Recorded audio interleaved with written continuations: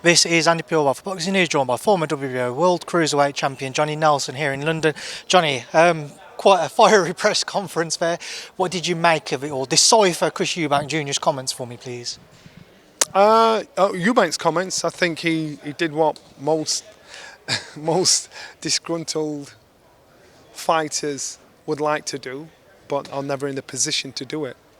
And I'm quite sure a lot of fighters looked at Chris and thought, good on you. Regardless if he's wrong or right in what he's saying. And I'm quite sure the promoters that were at the receiving end of that won't like to hear me saying that. They'll definitely not like to hear what he said. And he's got a mark on him now. But as far as Chris is concerned, you know, he praised the right person that should be praised in regards to Turkey, to say, you know, he's the straightest one out of the lot of them, as far as Chris is concerned. So what Chris did was, listen, historically in our sport, you can get a lot of fighters that complain about promoters. And they'll have a justified, as far as they're concerned, reason why they've done it. But they do it when they finish. Nobody hears them. Hears their cries, hears their complaints. Chris is like, nah, man, I'm saying this now. So I actually thought, fuck me, you've got balls, man. So well, good on him. I'm quite sure I'm not the only person that's thought that. But there will be somewhere down the line consequences. But Chris has done what probably a lot of fighters that are not happy dare to do. You just mentioned there how kind of active fighters won't necessarily proceed to approach a press conference in the manner of which Chris Eubank Jr. did, or do interviews and comment in such a manner. But do you think it's a different story if he wasn't at the back end of his career? No, actually. So it's like football, professional footballers and races in football. And a lot of black players won't say anything until they're done, until they're out of it. And then so the voice isn't as loud. The listening, the hearing of the message isn't heard because he's only saying that because he's retired. Chris is in a position in his career as an active fighter, doing it now on the platform that would get the most ears listening to it. So him doing that, you've got to think, wow, good on you. Because how will he suffer the consequences?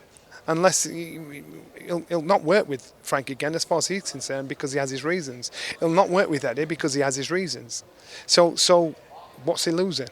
As long as he's under this umbrella with Riyadh season, he's saying this is the straightest guy there. And these promoters that he's not happy with will work with him because they have to.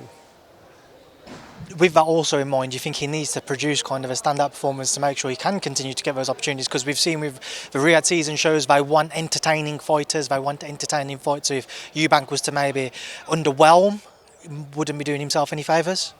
Well, who's it governed by? The promoters or the fans? The fans want to watch Chris, like him or loathe him. They want to watch him anyway. And Chris is probably in probably one of the strongest position without a title, as a fighter without a title. Without a title, so realistically, you know, don't make any difference. Away from all things Chris Eubank Jr., Mr. Ben Whittaker, Liam Cameron, who's training from your neck of the woods. What do you make of that fight?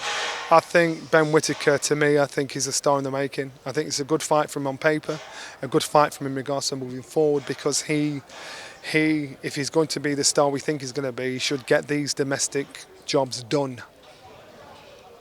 Do we have to see, provided October 12th goes to plan for him, do we have to see the likes of maybe a Shakan Peters or above that a Dan Aziz or somebody in his next outings? I'm quite sure you will. You know, and he's ticking them off and doing it in the right direction. Boxing is a painful, brutal game where you can get shot one overnight. So he's going to make sure every box he ticks off is a box in the right direction.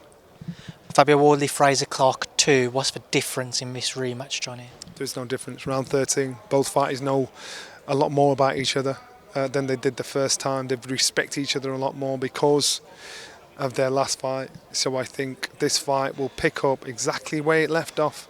An exciting fight that both fighters need the win for. Do you favour somebody in the rematch? No, because the fight was that close. No, I don't. You know, Fabio's the more professional experience, but Fraser has the pedigree, and he showed that pedigree. That's why the fight ended the way it did. Sticking with the heavyweight division, obviously this past weekend we saw Daniel Dubois stop Anthony Joshua in stunning and dominant fashion. What did you make of his crowning night at Wembley? Maximum respect. He proved 96 of the people in the world wrong. He got the job done. You've got to give respect where respect's due. And that's heavyweights. I think he boxed perfectly. I think Don Charles, it was his chance to be redeemed and respected and recognised. And I just think he did brilliantly well. You can't take anything away from him. Just break down the fight for me. Do you feel like what most of us have said, that AJ couldn't recover from that first round knockdown? I totally agree with you. I don't think he could.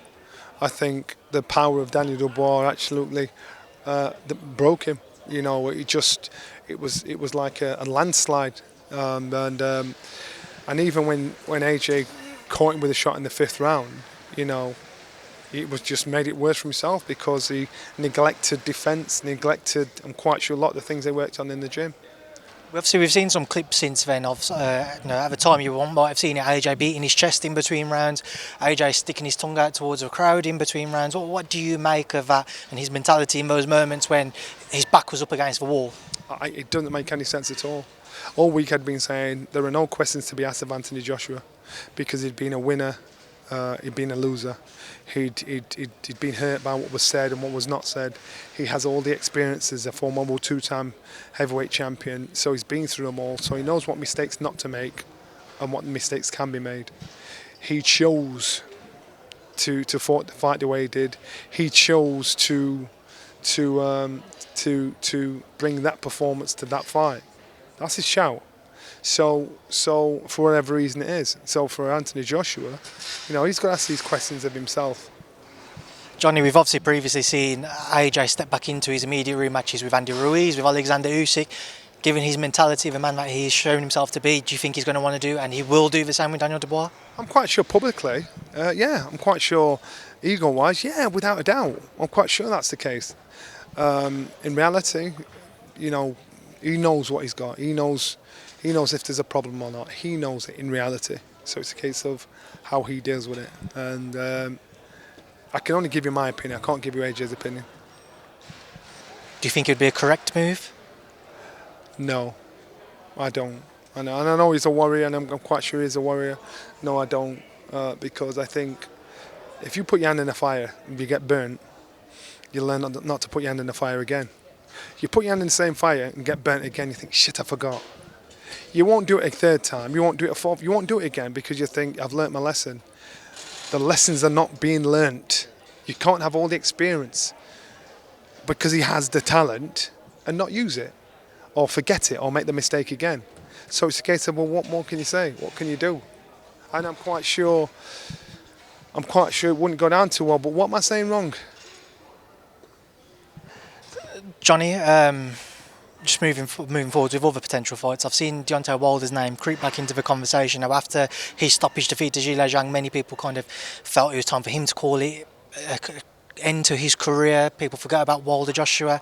Do you think there might be legs now in a potential Joshua-Wilder fight? I think it's down to Anthony Joshua what his appetite is moving forward. And it doesn't matter what was said after the fight. It's about realistically, once the dust has settled and he watches that fight, and he asks himself the questions of why, that's what you react from. So we can all think of he can fight X, Y, Z.